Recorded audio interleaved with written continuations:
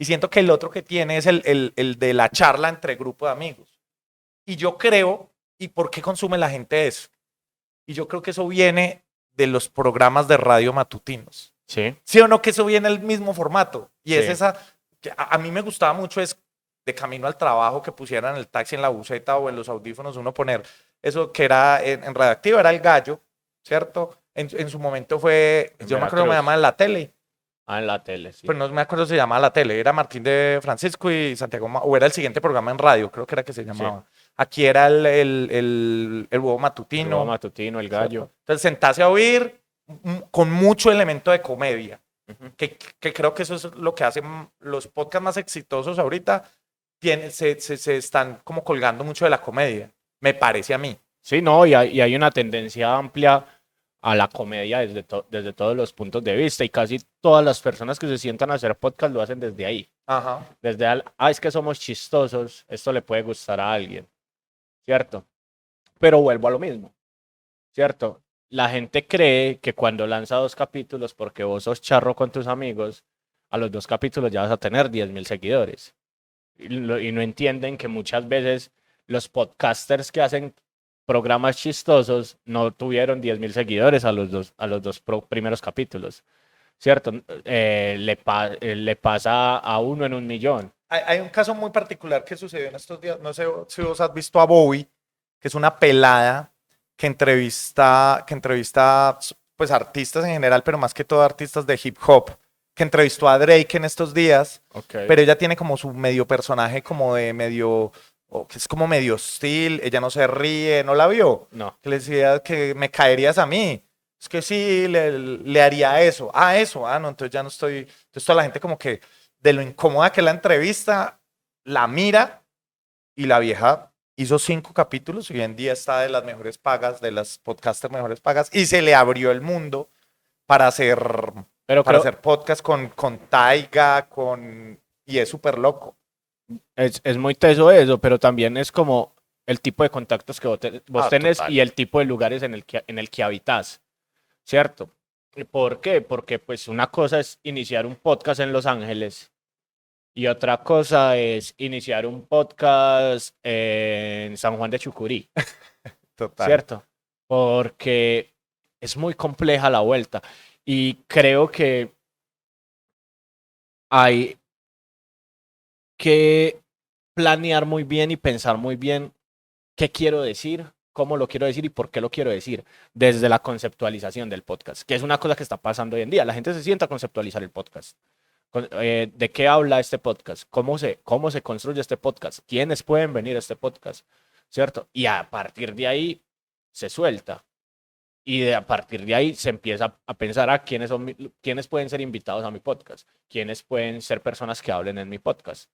Y si estás pensando en pegar, pues le das a la comedia. ¿Por qué? Porque es que nosotros tenemos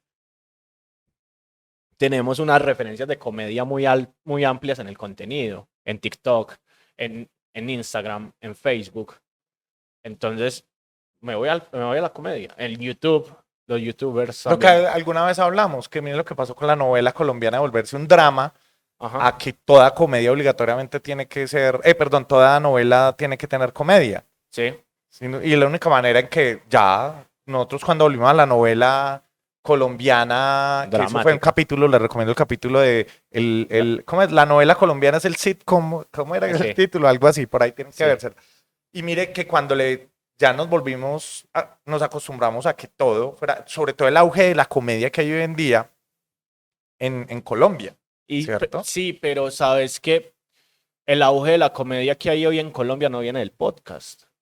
O puede venir de ahí, pero el auge de la comedia en Colombia en este momento que hay, nace de un parche de amigos que no se sentaban en una mesa, sino que se parchaban después de sus shows de comedia Ajá. a hacer contenido. Total, con ánimo de ¿Cierto? ofender. Sí, y entonces nosotros, gracias a Con ánimo de ofender, pues mucha gente quiere hacer comedia. Mucha gente se está parando a hacer comedia y está viendo una explosión de comedia en Colombia increíble, absurda, ¿cierto? Ujú. Absurda es por lo grande que es, lo gigante que es, porque le dio herramientas a pelados del común, pelados X, para tomar una cámara, coger un par de micrófonos y empezar a hacer esos chistes. ¿Usted cómo y a contar eso. ¿Usted cómo descubrió ese con ánimo de ofender?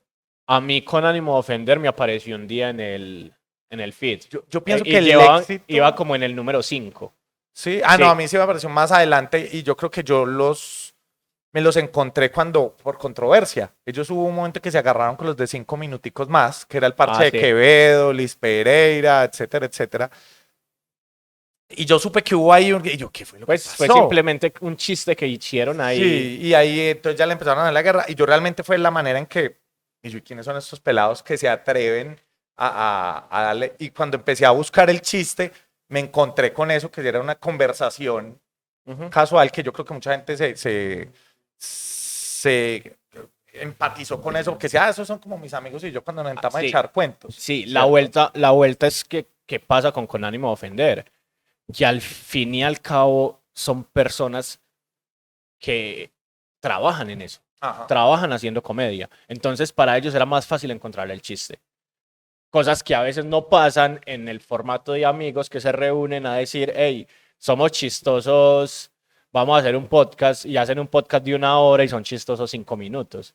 Y los otros 55 minutos es como, ay, ¿y aquí qué va a pasar? Digo?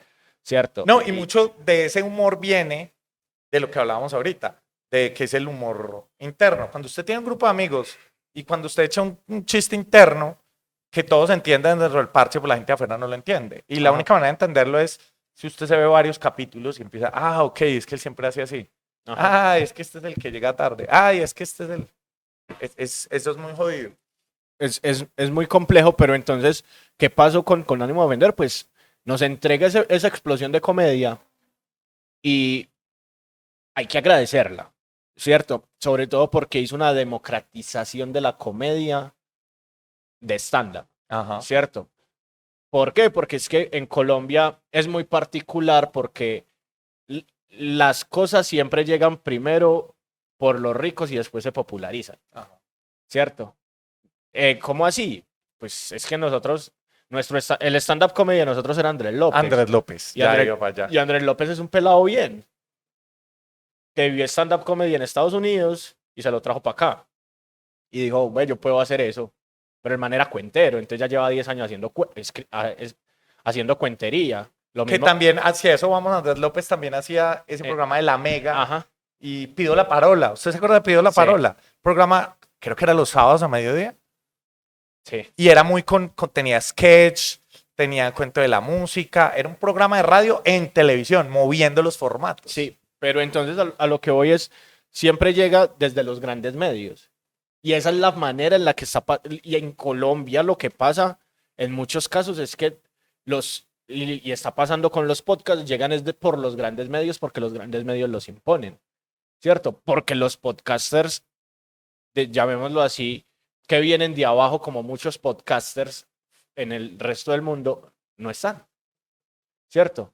¿Quiénes son los podcasters más escuchados en Colombia en este momento? María Jimena Duzán, que es periodista, pero llegó con el patrocinio de Spotify. Santiago Alarcón, que es actor de televisión, pero llegó con el patrocinio de Spotify, ¿cierto? ¿Cómo se llama la historiadora? Diana Uribe, que es podcasters porque la echaron de Caracol y dijo, pues yo monto mi programa en Spotify, pero ya llevaba 25 años en la radio, ¿cierto? Juan Piz González, que es un personaje de Alejandro Riaño. Alejandro Riaño estuvo en Comediantes de la Noche hace 13 años, ¿cierto? Entonces casi todos vienen con un halo de que hicieron grandes medios en el pasado. Sí, pues es como Loquillo. Loquillo ya venía con, o sea, digamos lo de Perros Criollos, venía con el plus de que ya él tenía su propio público y se lo podía traer a este otro. Ya, y construyó el formato, que es un muy buen formato. Es un formato que funciona muy bien en escenario, es un formato pensado para escenario. Bueno, eso es otra cosa. Los podcasts ya se empezaron a llevar a lugares con público, a teatros, a bares. Sí, es una manera de monetizar, porque es que al final mucha gente quiere vivir de él, ¿cierto? El lío está en cómo hago yo para vivir de él y cómo cautivo el público para que venga a mi show.